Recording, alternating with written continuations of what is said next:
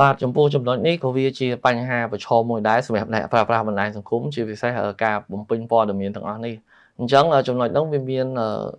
ពីរចំណុចទី1ប្រសិនបើសាលានោះឬក៏ស្ថាប័នណាមួយដែលគាត់ផ្ដល់នៅសេវាកម្មអប់រំតាមប្រព័ន្ធអនឡាញនេះបើសិនជាគាត់ជាសាលាជាក់លាក់សាលាច្បាស់លាស់បានជាសាលាពិតប្រាកដគឺយើងមិនមានហានិភ័យអីទេនៅក្នុងការបំពេញព័ត៌មានទាំងអស់នោះប៉ុន្តែទៀតសោតនៅក្នុងការប្រើប្រាស់ប្រព័ន្ធបច្ចេកវិទ្យាគឺយើងតែងតែមានក្រុមមនុស្សដែលមិនមានគោលបំណងល្អឬក៏ក្រុមជនល្មើសនោះគឺគាត់ព្យាយាមបង្កើតនៅ link คล้ายៗដែលយើងហៅថា phishing link នោះដើម្បីឲ្យអ្នកប្រើប្រាស់ហ្នឹងចុចទៅលើlink ហ្នឹងហើយបំពេញព័ត៌មានហើយបន្ទាប់មកគឺគាត់យកព័ត៌មានផ្ទាល់ខ្លួនរបស់យើងមានដូចជាថ្ងៃខែឆ្នាំកំណើតឈ្មោះ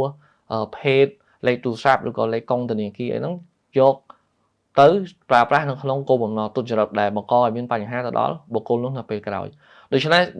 ខ្ញុំនៅតែអំពាវនាវម្ដងហើយម្ដងទៀតក៏ដូចជាលើកទឹកចិត្តឲ្យបងប្អូនប្រជាពលរដ្ឋឲ្យព្យាយាមយល់ដឹងអំពីការប្រើប្រាស់បច្ចេកវិទ្យានេះឲ្យបានកាន់តែច្រើនព្យាយាម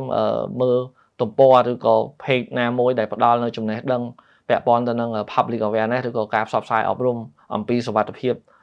ក្នុងការប្រើប្រាស់បណ្ដាញសង្គមជាពិសេសក៏ដូចជាកម្មវិធីនេះដែលយើងជជែកគ្នាខ្ញុំគិតថាផ្ដល់ជាអត្ថប្រយោជន៍ក៏ដូចជាបច្ច័យជាច្រើនទៅដល់បងប្អូនអ្នកប្រើប្រាស់បណ្ដាញសង្គមនៅកម្ពុជាយើង